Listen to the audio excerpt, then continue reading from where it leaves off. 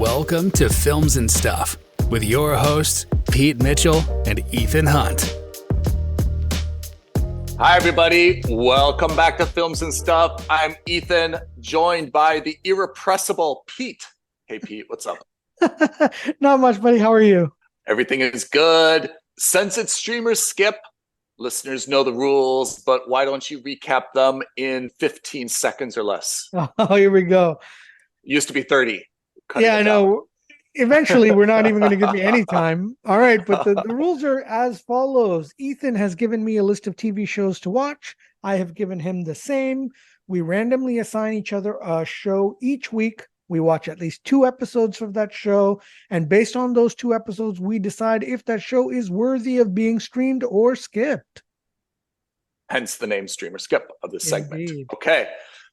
Pete, without further ado, what were you assigned to watch this week? So this week, I was on Netflix to watch a show called The Outer Banks.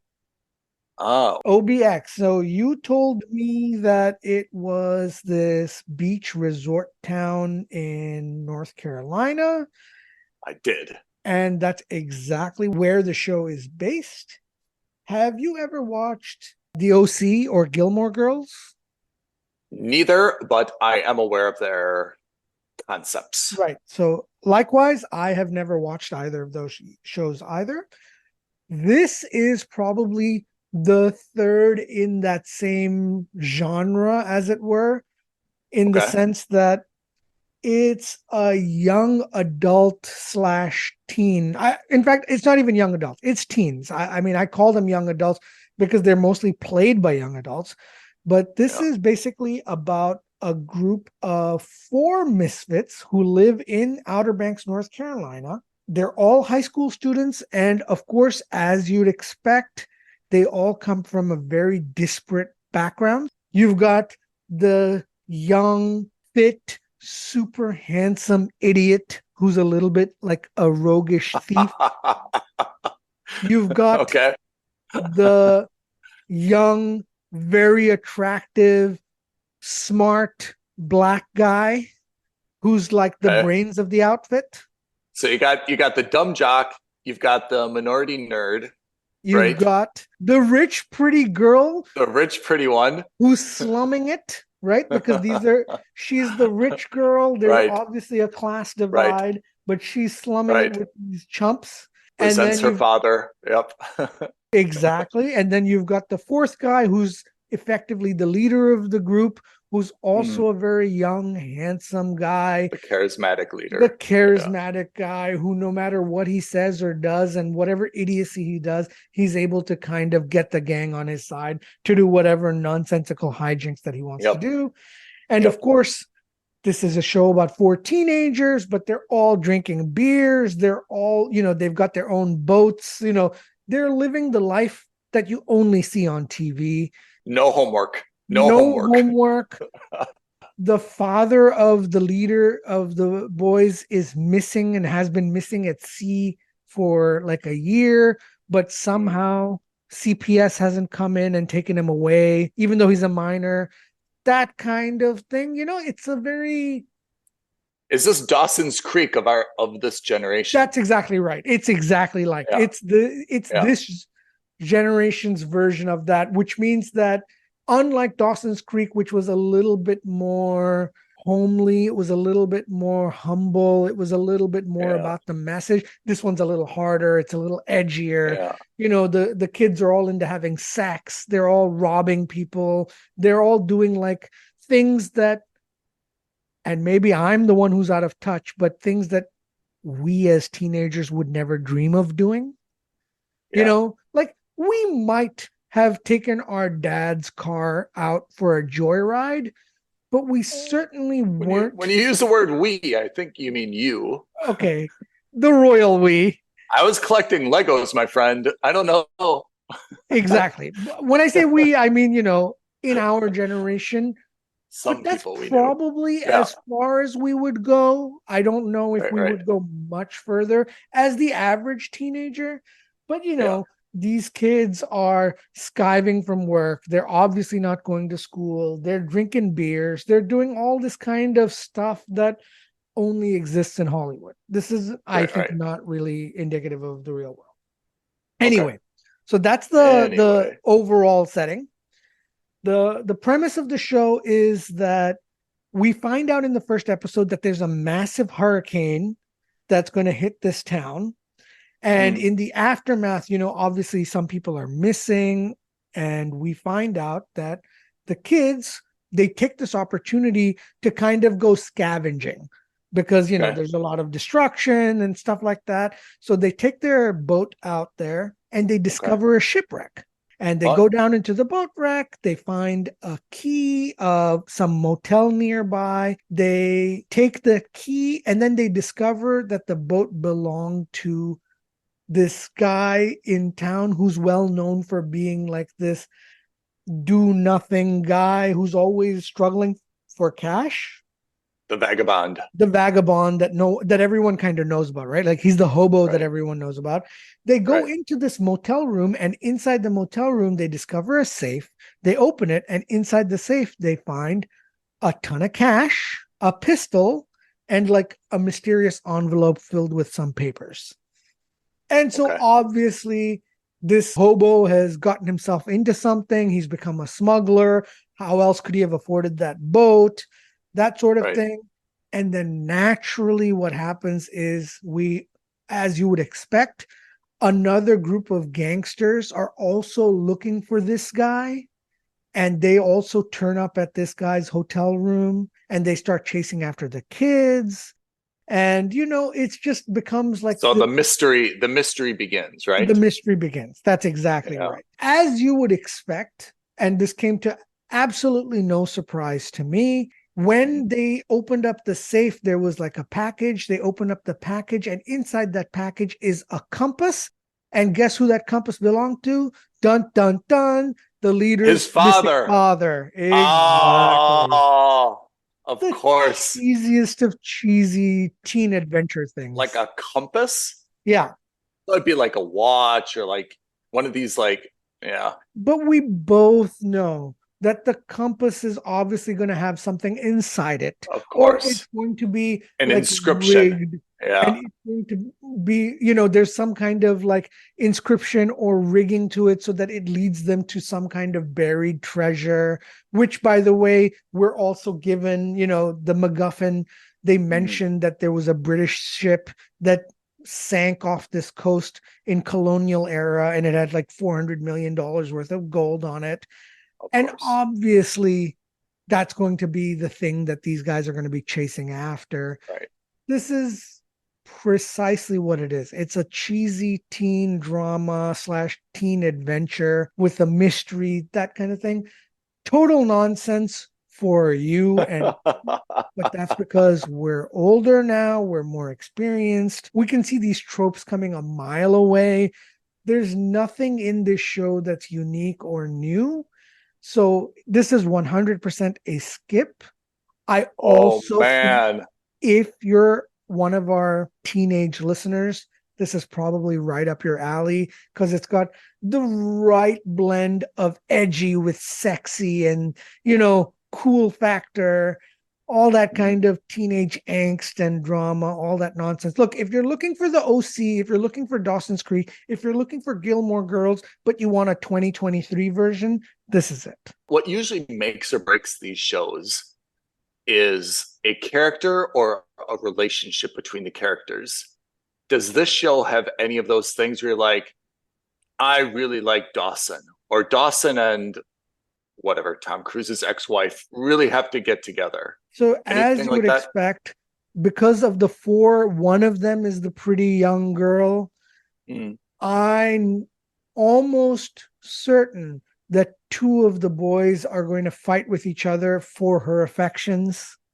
Okay. Like it's inevitable that's going to happen. Right. Okay. Or one of them is going to confess their attraction for her and it'll become a will they, won't they situation, but without the charm of what we saw in the early 90s, it's again, nothing that you and I could not predict. Right. So Right. I saw 2 episodes, just enough for me to realize exactly what's going to happen or where the show is going. And that was more than enough for me. All right. So that is Outer Banks, and it's a Yeah. Netflix original, right? It is a Netflix original. I believe there are 3 seasons already out, and a Whoa. fourth season has been greenlit, and in fact should be released towards the end of this year or something like that. Yeah. It's either going to be released at the end of this year or it's going to be released because they finished filming. This is, again, also perfect for Netflix. It's not an expensive show because there are no superstars. And with all due respect, I'm sure these kids are very good. They're all very young. They're all very attractive. But that also means they're very affordable. You don't have a superstar in them. Right. Having said that, could one of these or all 4 of these become superstars in the future? I'm sure. But, it's kind of like one of those things where you kind of got to cut your teeth, just like what Katie Holmes did with Gilmore Girls. Yeah. It's exactly the same. I think what you said is like for Netflix, it makes sense that they have a couple of these. The cast is relatively small, not expensive, a lot of working actors or young actors. And it's probably filmed in a place that doesn't have a super high production cost. It's a bunch of, it sounds like dingy beach towny stuff, right? This is very similar in high level concept of what Netflix is looking for, like when you saw Virgin River. Yeah. Formulaic, predictable, but oh my gosh, just different enough to be successful at that specific genre. Yeah. So, whereas Virgin River was maybe a little bit more Hallmark Channel genre, this is much more teen drama. In fact, I would be interested if you could have like a sexometer and watch these two side by side, because I imagine that the people in Outer Banks are having dramatically more sex than the people in Virgin River, which has lived up to its name. Yeah, and of course, I've only seen 2 episodes. The other thing about Netflix is they're not as edgy as, for example, HBO is. So this is not like Euphoria where they're dramatically. What was a show we watched about investment bankers in London? Industry. Which actually should have been sex industry rather than investment banking. Banking, exactly. You're absolutely right. So that's what I mean. Like, this is in Netflix's wheelhouse, which is to say, look, we're going to push the envelope in terms of edgy, dramatic roles, but we're not going to push it in terms of sexuality. No one's going to take their top off. Yeah, exactly. Like, it's enough that you see a lot of these youngsters in like bikinis or in Speedos or like, shorts and topless with abs. That's enough. And a lot of the sexuality is probably going to be implied. I certainly don't expect to see any nudity in this kind of a show. That's a Netflix MO. Yeah, exactly. Okay, Outer Banks on Netflix, 100% skip. You heard it from Pete. Listen and obey.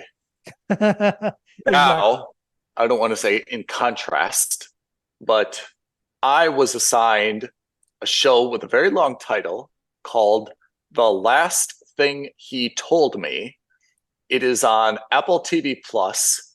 It is starring Jennifer Gardner, who is much more like the Jennifer Gardner we've seen in The Adam Project, remember? Where she's kind of like the older mom mode, and no longer in alias mode. And a Lannister always pays his debts, Nikolaj Coster-Waldau. Yeah. Am I pronouncing all that correct? Who is playing this dude named Owen, who's a computer programmer.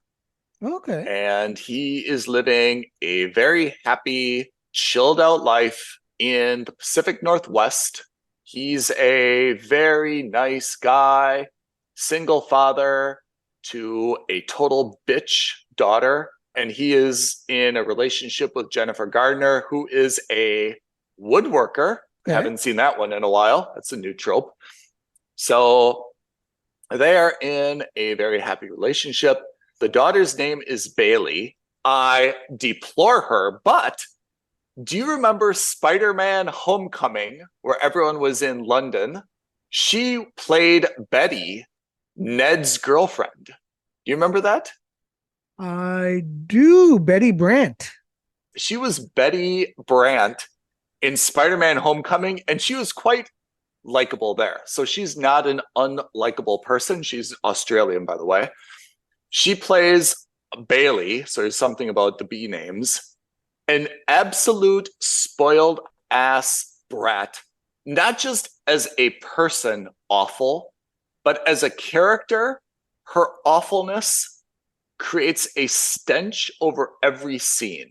Like to the point where I can recognize that an adolescent only raised by her father would be a little bit unhappy, let's say, if her father were to start dating someone else, feeling this is a replacement of her mother, she's sharing her father's attention, all kind of the usual things, right? Mm-hmm.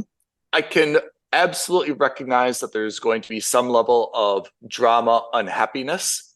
I cannot recognize that such a young adult would just be 100% intentionally mean, miserable, condescending, rude, ugly in every single scene, in response to every single comment, every single question, every single scenario.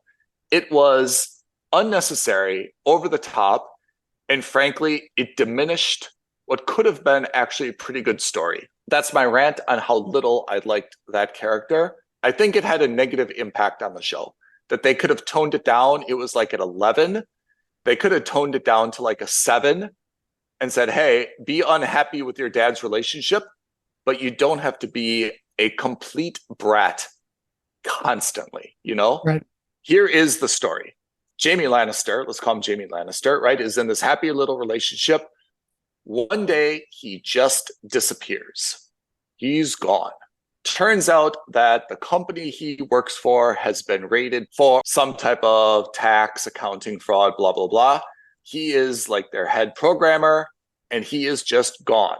So the immediate implication is, oh, he must have been involved in this, and he's on the run.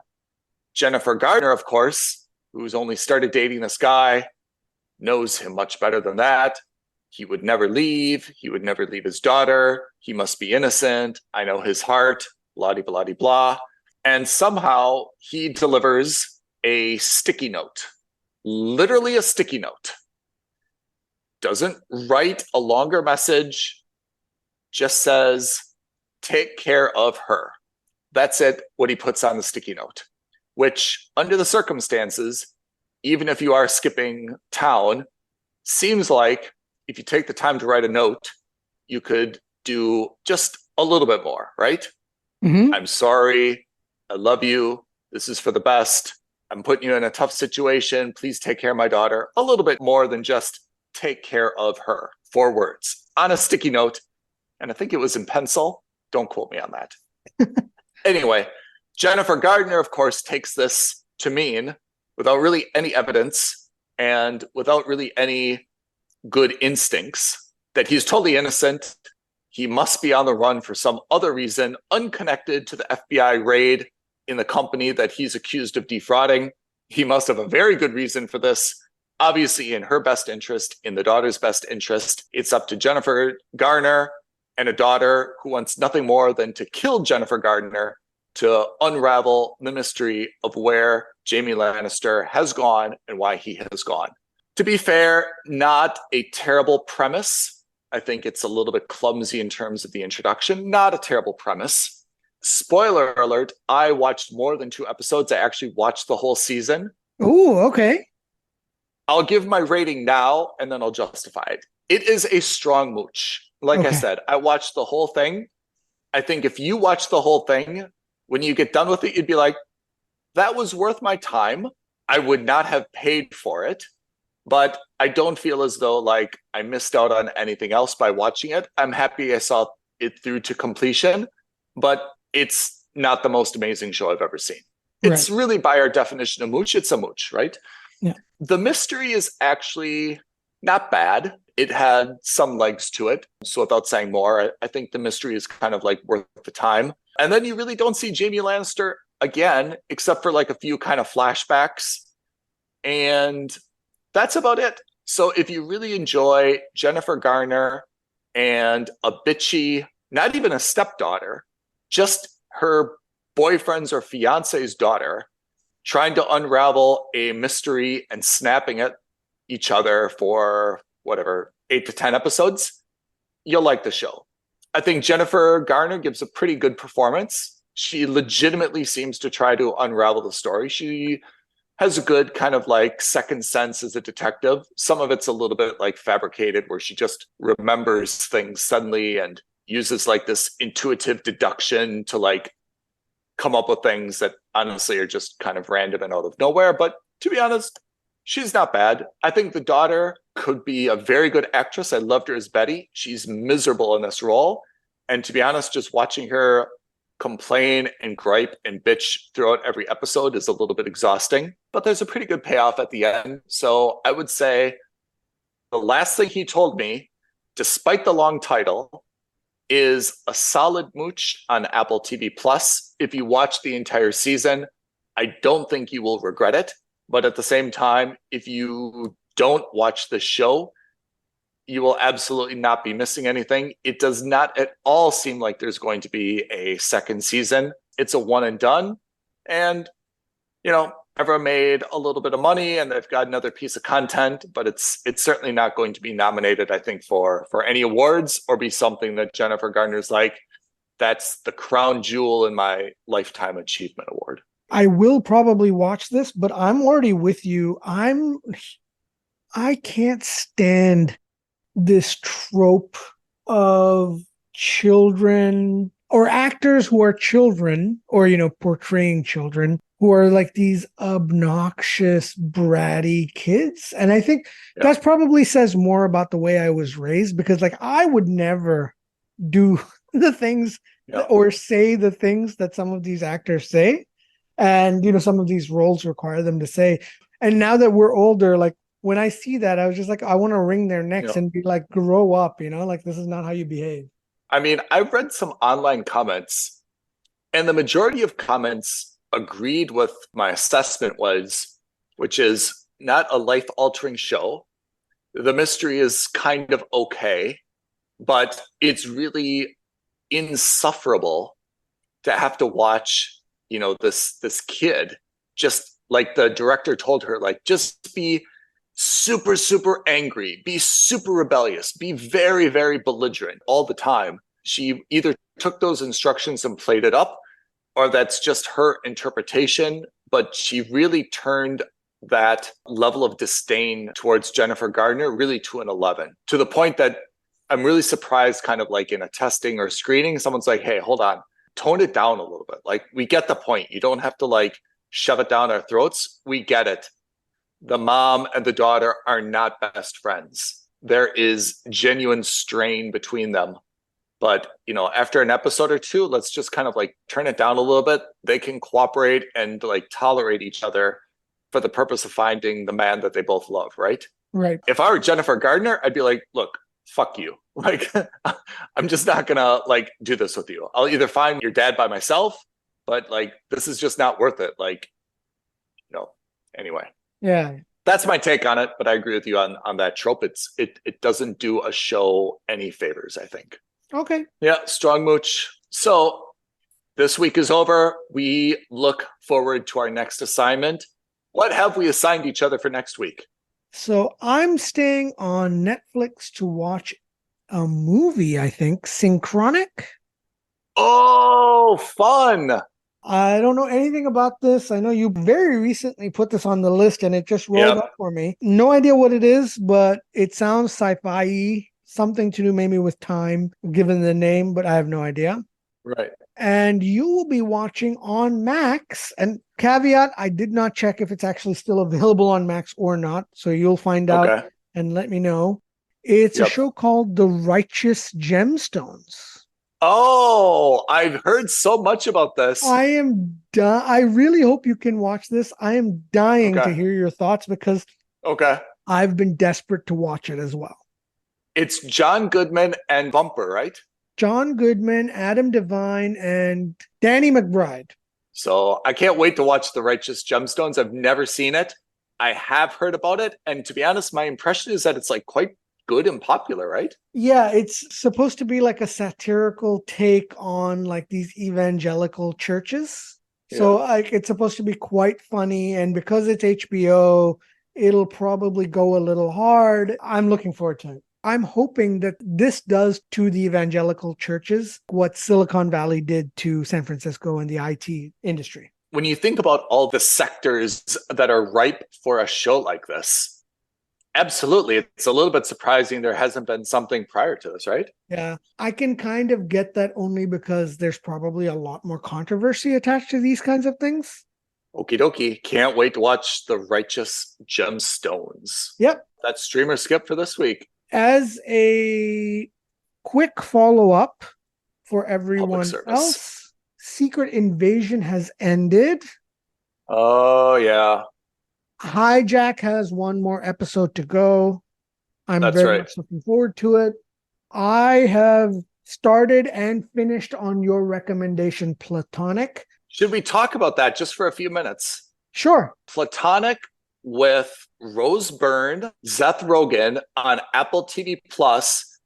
I think those two have fantastic chemistry together, huh? Absolutely. Absolutely. Like really good chemistry, good on Apple TV Look, the premise of the show is very simple. It's about two friends, a man and a woman, who were very, very close.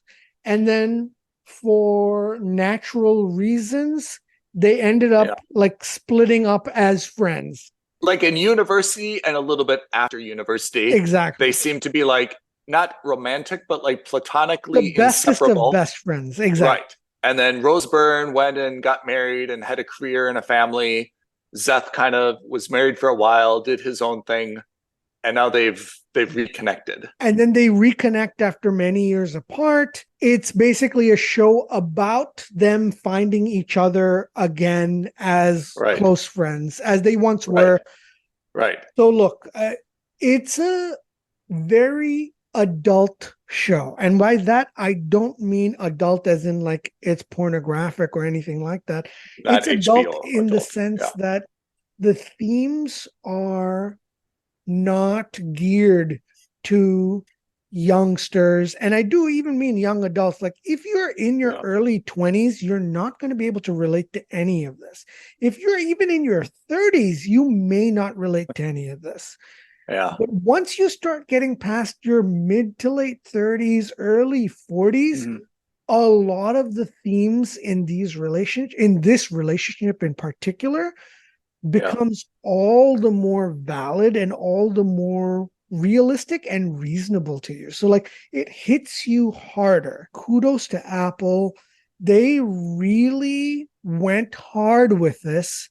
And it's, they like some of the truths that are mentioned in here hit close to home. And I imagine they'll hit close to home for a lot of people, especially if you had a friend who was very close to you, who was a member of the opposite sex. Can I give an example of one of those things? So Rose Byrne plays, she's a stay-at-home mom, but she previously was a lawyer. She had a law degree. She worked in a law firm. Her husband has a law degree, just made partner in a law firm. And then she goes back to work. And there's an episode where they show the challenges that she has being older than, like, she comes in as kind of like a junior lawyer. The difficulty she has, kind of connecting to them, the difficulty she has kind of like getting back into like a work routine. And when I describe it like that, it's a very dramatic sounding episode. What I think the brilliance of that show is that it hits that, what you talked about, a serious subject matter. The entire episode is funny though. Hilarious. But it doesn't lose the truth of that's got to be a tough situation for a mother of two to get back into the workforce and be like overmatched in terms of energy, knowledge, workplace culture, all those other things. it is really hard, I would expect, to take a serious subject matter and get a serious point across while at the same time being, objectively funny and humorous. Yeah. And I think the whole show is like that, where it hits really complicated issues, but it always tackles them in a very, very great comedic way. And that's why I love this show. I think it's fantastic. I think there's also a very good cast of supporting actors. Fantastic. In there, right? Like, so Seth Rogen owns a bar. There's 3 other co-owners. So Omar's like the intern. Yeah. Then there's kind of like the Asian investor. And then there's like the big dude, right? All those guys are very funny in their own way. Yeah. It's really good. Yeah. It's also, there's a lot of things that are painfully true and hilarious about working with your friends who are also your partners. Like there's a lot of conflicts that come up there as well. Yeah. And as people, both of us have worked with friends who have also become our partners, we also understand like the logistical challenges in working with people. Such as Pete and myself as co-owners of the Films and Stuff podcast. That's correct. That's exactly right. So yeah, it's highly relatable if you're older. That's not to say you won't get the enjoyment out of it if you're younger. I just think it's going to hit you a little different.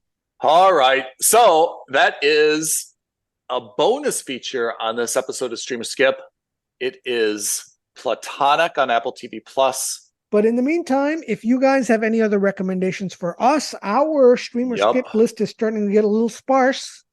Reach out to us. You can tweet at us at FNS Podcast. You can DM us on Instagram at Films and Stuff Podcast. You can email us aloha@filmsandstuffpodcast.com.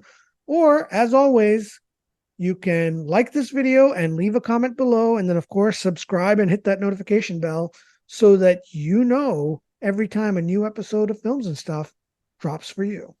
Pete, thank you for your time and insight, listeners. Thank you for your attention and dedication. We will catch you on the next episode of the Films and Stuff podcast. Thanks, Ethan. Thanks, everyone. Bye now. Thank you for listening to another episode of Films and Stuff. If you haven't already, please subscribe and review on Apple Podcasts, Spotify, or wherever podcasts are downloaded. Films and Stuff. There is no substitute.